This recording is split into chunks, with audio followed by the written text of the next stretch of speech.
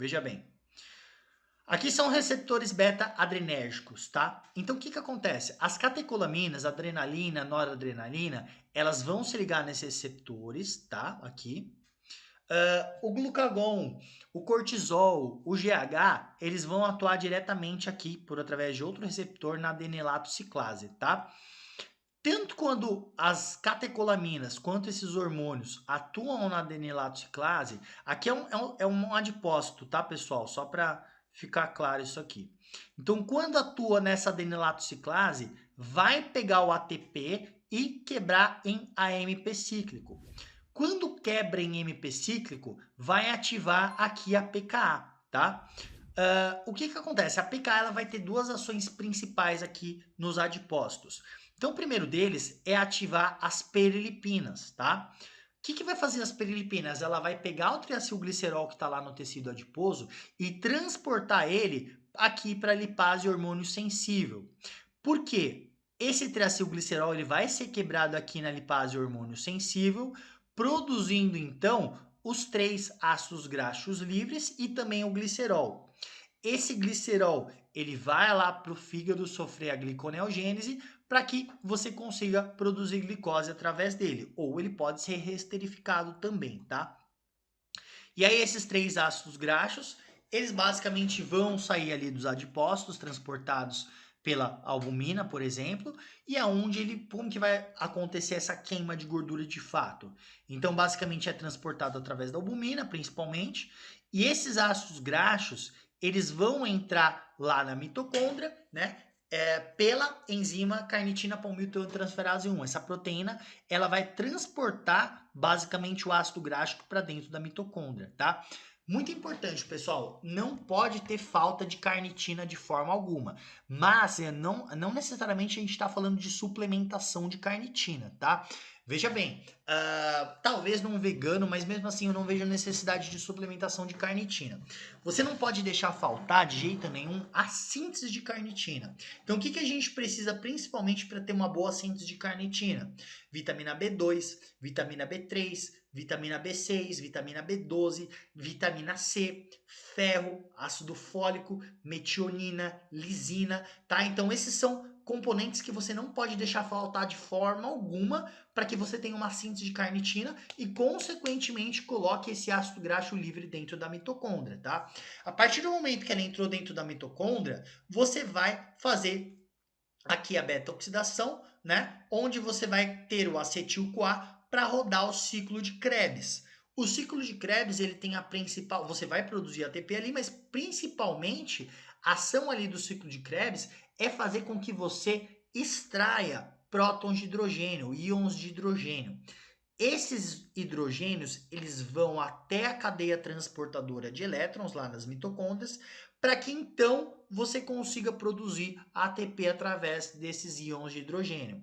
Então, basicamente, a gente produziu ATP aqui através da gordura. Você conseguiu oxidar gordura, né? Perder gordura vai depender do balanço energético negativo. Então, se esse indivíduo ele tiver um balanço energético negativo, esse processo acontecendo de forma constante no curto e no longo prazo vai fazer com que o indivíduo perca gordura, tá? Agora, se a gente sabe que esse processo vai ter uma geração de ATP, o que a gente entende? Vamos pensar da seguinte forma, vamos raciocinar.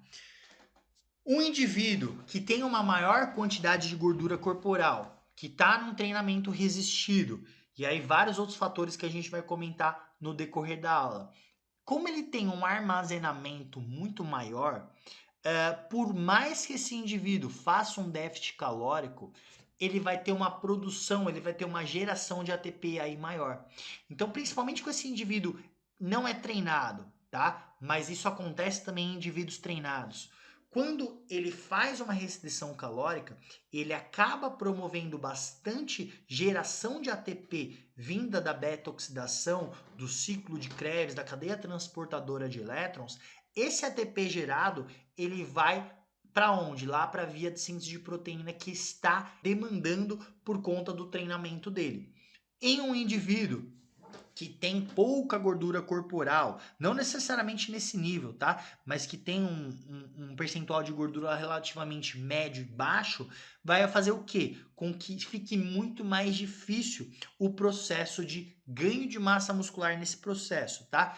Pode acontecer? Pode acontecer, mas a gente observa isso principalmente em indivíduos que estão utilizando algum tipo de esteroide anabolizante, que a síntese de proteína aumenta bastante e a degradação também diminui.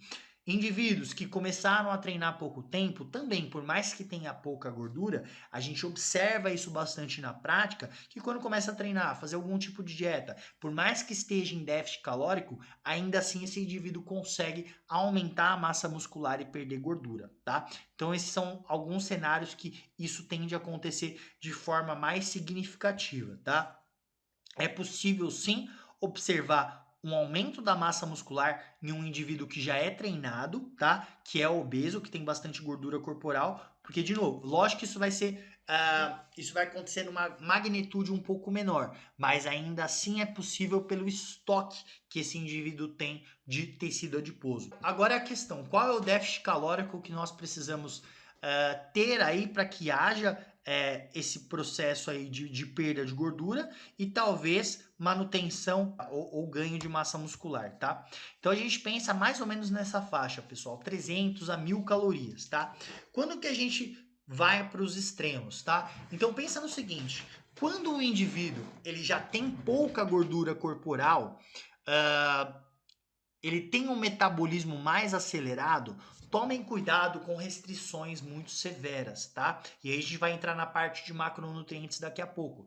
Mas, pensando nesse cenário, trabalhem com poucas calorias de déficit, justamente para que você consiga preservar o máximo possível a massa muscular desse indivíduo, tá? Agora, em um indivíduo que tem muita gordura corporal, pessoal, vocês podem mandar um déficit calórico aqui bem mais elevado sem problema nenhum, tá? E aí é tema para outra live, mas a gente sabe que termogênese adaptativa e todas as adaptações que acontecem no emagrecimento não vem do déficit calórico que você gera, e sim da magnitude do peso perdido. Então, você fazer um déficit calórico maior nesse indivíduo não tem problema. Ele tem muito estoque, tá? E, inclusive, por mais que você faça um déficit calórico maior nesses indivíduos, ainda assim a gente observa ganho de massa muscular no indivíduo, justamente porque o ATP vindo da oxidação na cadeia transportadora de elétrons, que você tem de geração de ATP, ele é utilizado para a via de síntese de proteína, tá? Outro ponto, você pode pensar também em um déficit calórico maior, aqui no caso perto desse extremo, no indivíduo que tem pouca gordura, tá? Porém, que talvez um paciente que esteja utilizando algum recurso, como mais testosterona, enfim, qualquer tipo de esteroide anabolizante. É lógico que tomem muito cuidado se tem um paciente simplesmente fazendo uma reposição de testosterona, por exemplo, está tomando uma Durateston, uma Deposteron por semana. A faixa de testosterona dele fica um pouco acima da fisiológica, tá? Então, muito cuidado com isso. Quando a gente fala nesse déficit calórico maior, são indivíduos que estão com a testosterona bem mais alta do que a fisiológica, tá? Então, tomem cuidado comparando terapia de reposição hormonal com indivíduos que estão utilizando uma quantidade maior de esteroide anabolizante, tá? Então, terapia de reposição hormonal, ainda assim, tomem cuidado, tá? Agora, o indivíduo que está tomando mais coisas, testosterona acima de 2.000 e provavelmente esteja utilizando algum outro tipo de recurso farmacológico, que a gente vê bastante isso na prática, você pode trabalhar com um déficit calórico um pouco maior, tá?